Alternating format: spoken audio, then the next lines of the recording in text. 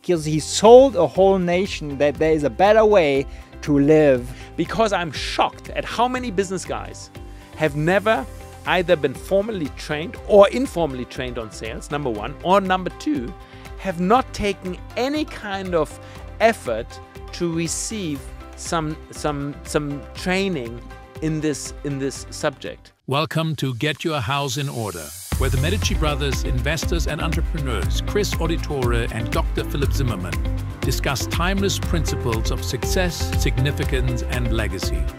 A podcast for business owners who want to design a beautiful life and a beautiful business. Sponsored by the one and only exclusive Medici community. Welcome back to Get Your House in Order. Today, a very YouTube thumbnail catchy title. The real reason you're not rich is the topic. And we're going to talk about sales. That's kind of the teaser. But I just want to kind of kick us off here, Chris. I remember visiting the United States and visiting Washington, D.C. And after looking at the Spy Museum and some other, there was one on, it's a favorite Oh, we've museum. been there as a family. I took the kids a couple of years ago. We all went to the Spy Museum. The Spy Museum in Washington. I went to all the places, but the one that I really liked the most was actually I was standing right at the spot where one of my heroes stood, and that is Lincoln Memorial, where Martin Luther King gave his famous "I Have a Dream" speech. So in my last in my last offices, I actually had pictures of my heroes, my personal heroes, on the wall, and one of them is Martin Luther King. So there's a lot basic lessons that I've learned from Martin Luther King. But I stood right there where he gave his big talk, "I Have a Dream," that kind of really changed history, or at least we pinpoint the whole movement to that speech. Which, by the way, the speech "I Have a Dream" aspects of the speech he gave all over the place. That was part of his mantra. Basically, short lesson to business owners: you need to have a few speeches you give over and over and over again. So when the right, and you need to have a dream, and you have to have a dream. When you have the basically, it's funny because the backstory is that he was giving a speech, and somebody behind him who was actually on tour with him before, he told him, whispered, "Give him the I have the dream part, give him the I have the dream part." And only then did Martin Luther King actually talk about the famous "I have a dream" piece of the story. Another piece of the story, because we are at it, because I'm such a Martin Luther King fan, is actually on the way back out. There was a bodyguard that morning decided that they're going to drive to D.C. Very early, a football player who said, "You know what, we want to be we're going to volunteer for that rally." And they went and they put him, because they were big, strong people, they put him as bodyguards actually on the stage. They were college kids playing ball, but wanted to be part of that. And on the way, when Martin Luther King was exiting the stage, this guy actually asked Martin Luther King if he could have the speech, his notes, and Martin Luther King just gave him the notes. He till this day has the notes, which are now worth, of course, millions of euros, because he was there at the right time. So that's just the backstory of me standing there, of the where Martin Luther King gave the speech. And I always looked at it from the lens of this great political leader fighting for nonviolence, for justice, for equality amongst the races and colors, and it dawned on me that he actually also was one of the greatest salespeople in the world, because he sold a whole nation that there is a better way to live amongst each other. And he sold that vision. He was a salesperson more through and through. And so when I saw the topic here, the real reasons you are not rich, now has nothing to do with Martin Luther King, but we can talk about sales.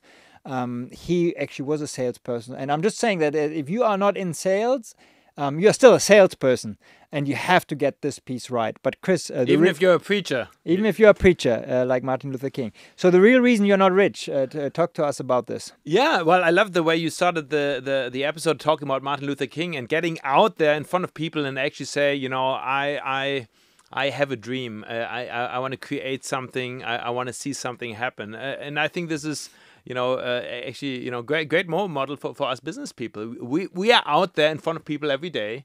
We're putting out our dream, our product, our company.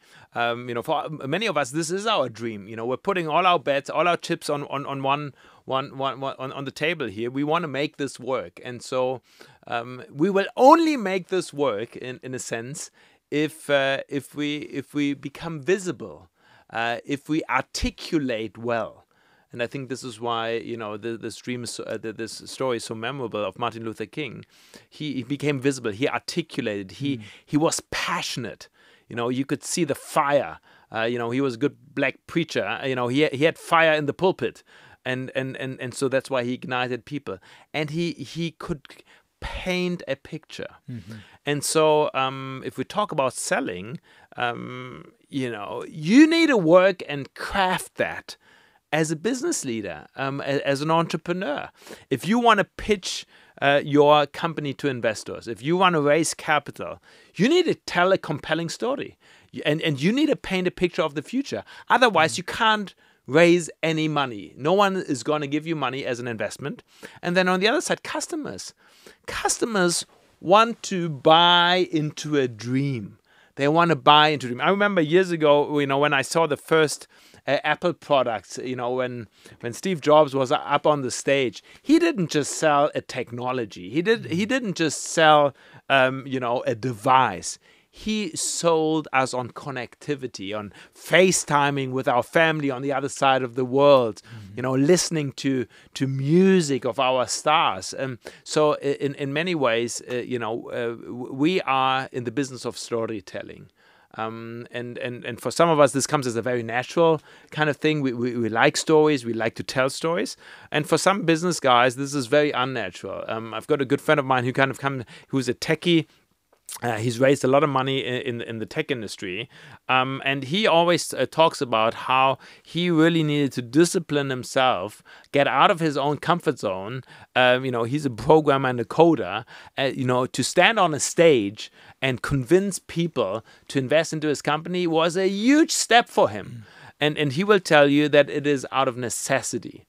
Because you can have the nicest program in the world if you're still sitting in your attic there or in your basement, and you don't put it out in front of people somehow, you're not going to be successful in business. So if we're all salespeople, and if even somebody like Martin Luther King was a great salesperson, why do you think we look down on salespeople? Why do most people don't want to identify as a salesperson, and we are not learning? Especially from our background in Germany, it really has a negative spin to that whole industry. Well, there are some ugly characters, to be honest. There are some people that identify themselves as salespeople. Well, these are the last people on planet Earth that I want to spend time with, because they are like in your face, they're aggressive, they promise the moon and then they deliver crap. So, there are some negative examples, but here's what I would say is just because there's some negative examples out there, there's some great examples, like a Martin Luther King. That's a great story. So, I think we need to, somehow get over that. Yeah, we need to realize that the society will not work the way it does and function without sales. It's basically if we don't sell stuff, and if there's no exchange of value when it comes to selling, then there's no way to tax. There's no way to make the government work. There is a problem. It starts with actually creating value through selling goods, and that's why it's actually one of the best things you can do further not just your own business, but to even further society. Because as we are growing there, basically the more wealth is created. So sometimes I feel like, especially in our context in Germany, we are very big on distributing wealth. Discussions on how do we distribute wealth, but we are not talking a lot about how do you actually create wealth. And part of creating wealth, a big piece of it, is actually selling the value you are creating and marketing. Well, and it's the solution to many problems within society. So, part of our family background is in Africa, and we've been involved in missions work, church work, non-profit work in Africa. Have helped sponsored a lot of things. So very high on the philanthropic side, which there is 100% a need for philanthropic engagement in Africa. There's no question about that. But at the same time, we've had lots of discussions within our family. We actually believe in the business side of economy being created, being made strong by the exchange of goods, creating value, and then asking for a price. That is actually good. And there are lots of negative examples in Africa on where money has just been freely given, donations have been given, and basically people have just been receiving and there's been no exchange of money for value and no economy being raised. And so part of our entrepreneurial focus is really to raise up business leaders, create great products, then sell great products, and that actually helps society. It feeds your employees, it feeds yourself, it feeds your employees, but it actually provides value for the economy. Well, I had a drastic moment in Africa that really shifted my thinking. Many years ago, we actually, with one of our non-profits, we led a team to Africa. I led a team, co-lead a team called it was the first Impact Week. So the Impact Week is by now actually a movement of teaching design thinking to business people in universities who are taking business classes to teach them through a process of how do you actually create your own startup, how do you test it, how do you market it, through this idea of design thinking. They're doing now these impact weeks all over the place. Beautiful project. But we were there with a friend who was leading it. I was co-leading it. Basically, we were a week in Nairobi, Kenya, to test the first Impact Week. When the whole team left, I kind of stayed around. We actually met up then in Mombasa, had a nice resort in Mombasa, some nice time with our cousin. Before that, I actually wanted to see more of Nairobi, because it was the first time that I actually spent time in Nairobi. And so I got a driver who took me into the slums of Nairobi, Kibera, one of the largest slums, 1 to 2 million people living in Kibera, in the middle of Nairobi. It's the worst thing you will ever experience. We drove up there, and very narrow roads. The smell. That's the first time I heard about flying toilets. I don't know about if you know what flying toilets are. It's basically because there was a long time there was no toilets available, so you would just put it crap into the plastic, and then you just throw it. And because the streets are so narrow, you have to be afraid that flying toilets are hitting you from above. Well, it took me almost 3 days to get the smell even out of my system. Now we both believe that we need to be exposed to places like that to give us the drive to say, okay, what kind of a legacy do we also want to leave behind? But I remember I'm going there because we actually visited a school there. We've supported a school there with a few hundred kids, right in the heart of Nairobi, in the heart of Kibera. And I visited the school. It's actually a school that our church that we've kind of did a lot of projects with kind of runs, but it's also supported by the Gates Foundation. And every kid had the Tom's shoes. I don't know if you remember the Tom's shoes. You buy one, they give one. So it was funny. In the middle of the slums, nobody had anything. They were running around with all these Tom's shoes. So at least, you know, some of them got there, which is a good thing. But I mean, I saw all of that. And there's this beautiful school that gets a lot of money also from the Gates Foundation, Melinda and Bill Gates Foundation. And the driver actually went to that school, and he was in Kibera. And now he's basically out. And on the way back, I asked him, so how many from our great school, you know, get out of Kibera, get out of the slum in order to set up a new life? And he looked at me and said, Philip, it's around 1 to 2%. Well, I was shocked. I mean, they get beautiful education. I mean, I went into the classrooms, you know, with it was. I was thinking that, you know, education, we often hear, and it's so true. Education is really kind of the way out of the poverty in so many ways. And they get this education, but they still don't get out of Kibera. And so I asked him, why do only 1 or 2% get out? And he said the reason is that there are not enough jobs for them to be hired, because there are not enough businesses. And that was the moment, a defining moment for me to realize, hey, if we really want to make a difference, we have to also look at from the business side, because only businesses, and only businesses that actually work because they have sales coming in, they have a good product, you know, they employ people. That's how we can break the chain of extreme poverty in some of these places. Well, that's a beautiful story, and so let's talk a little bit about sales here, and you know, I kind of as business people seeing ourselves in that position. So I would say today, whether you've studied engineer, mathematics, political science, or economics.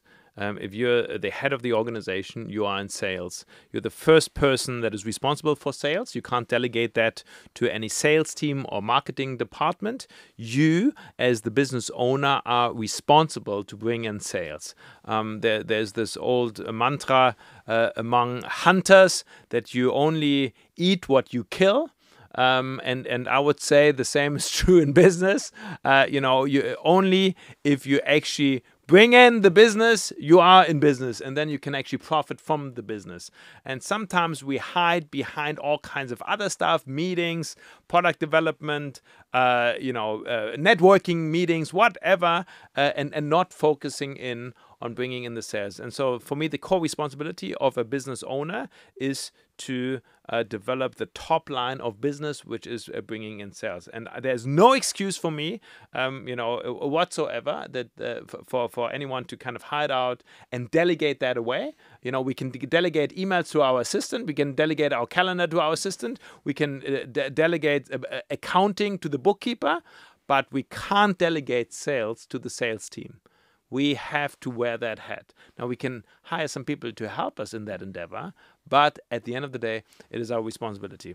In fact, let me just say, because I've got 3 sons at home, I've told all my boys that I will teach and train you on sales. Now, I've done this professionally as part of the business development where I've helped companies. I've done this for companies and organizations around the world where I've helped on that topic. But I told my boys, they're not teaching you sales in school. I'll teach you.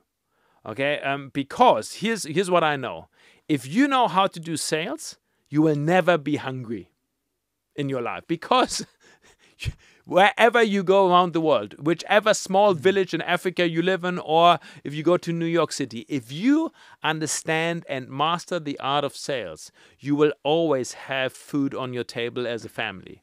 And so for me, it's actually one of the vital skills. Now, here's why I'm saying that. Because I'm shocked at how many business guys have never either been formally trained or informally trained on sales, number one, or number two, have not taken any kind of effort to receive some training in this subject.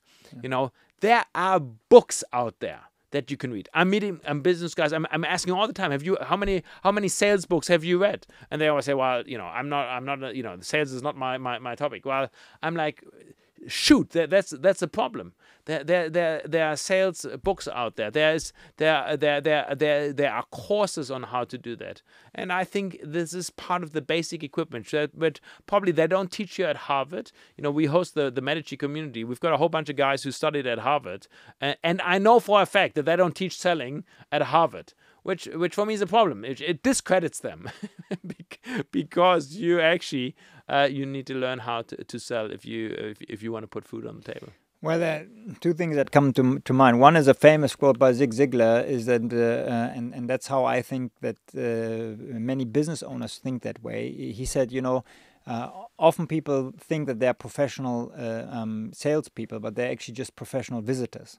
So that's when people were still visiting door to door. Zig Ziglar, the famous kind of sales trainer, said, you are a professional visitor. And some with people who are doing networking and all of that stuff, it's like, yes, it's nice, or hey, I just want to call in, but you're not going for the kill, so to speak. You're not going for the close, not going for the deal. You just want to kind of check in, and there is a whole different mentality to it. Now, I would argue that the only thing with what you said is that I think there are two kind of skill levels. One skill level you rightly mentioned to say, we as business owners need to learn this. There is no excuse behind it, because it's also the last thing basically you can delegate if you know what you're doing. Okay, in the hierarchy of what you actually can delegate. We could talk more about that. But the other skill is, so the first skill is you need to learn it because it actually makes sure that you and your family will survive. Number two is you need to learn a different skill, another skill, and that is how do you actually systemize sales, that it actually happens in your business automatically through a process. Now, it will never be as good as the founder in most cases. Now, there are some exceptions depending on how much the product is linked to the story of the founder. But basically, you have to really understand that there is a way to systemize sales. That it's not just kind of a hope sales or hope marketing that one day, yes, today it happened and tomorrow it might happen, it might not happen. It's actually there are processes and steps we can engineer in the process of marketing and of sales to make sure that the sale is actually taking place. And once we have that, that's where we get the most freedom into our business, where we actually can work ourselves out of operations. But you can only do that if you really have understood how sales works. So that's where I would be totally with you, that you need to know this, so that you can look at the script, that you can look at the process, and you can look at all what is needed in the system, and you can go like, you don't need that for accounting, but you do need it for sales. That then you can actually put one or two people into actually helping you in the different pieces of it. Yeah, as you were just talking, I had to smile a little bit because I was just kind of going back my last few months on kind of some of the people that I've interacted with, and specifically the most affluent or successful people that I've been in touch with. As part of my travel and some of the investments that we do as a family, we're a lot of with other family offices and other great investors, and I can 100% say that the most successful people that I get in touch with, they try to sell me on something. And I can tell some billionaire stories, but even it's so funny. I've got one billionaire friend of mine in mind that I was with a couple of months ago, and you would think he has no need to sell me on anything. I mean, he's got all the money in the world. He's got all his companies. He's got his whole setup. But as soon as we kind of sat down and started talking, he wanted to sell me on this new project and wanted me to get involved and actually put some of my money into his project. And I'm like, I wanted to laugh, and I had to laugh. And I actually told him, I'm like, dude, man, you're asking me for money. You've got more money than I do. But he tried to sell me. And so, in a sense, I know why he's successful. Yeah. I know why he's got money, because, he he puts it out there. He casts a vision. So I love this term in English, casting a vision. You know, it kind of comes out of the fishing. You know, fishing. You take the rod and you cast it out there, and then you kind of try to bring in so that you get some fish on the table. So so that, you know, we use that expression to cast a vision. Every great business leader I know casts vision. You know, for a new project, a new venture, a new merger, you know, something that they're working on, and then they try to bring it in, and so I think, you know, let me tell you the flip side. I'm endlessly frustrated about some business guys that I know that just want to hang out and talk, and never try to sell me on anything. I've got some people back. You know, from the time when I went to school, that, you know, because we went to school, we were some school buddies. I actually have my reunion coming up in a few months. 25 years, I think it is, or is it 30 years? I don't know. I think it's 25 years of a school reunion, and I've stayed in touch, and every time we meet, you know, they just want to stay associated with me. They you know, for the good old times or something. But I know they're in business. They know I'm in business. But there's no move. Let's do something together. Or they just say, hey, wouldn't it be great if one day we did something together?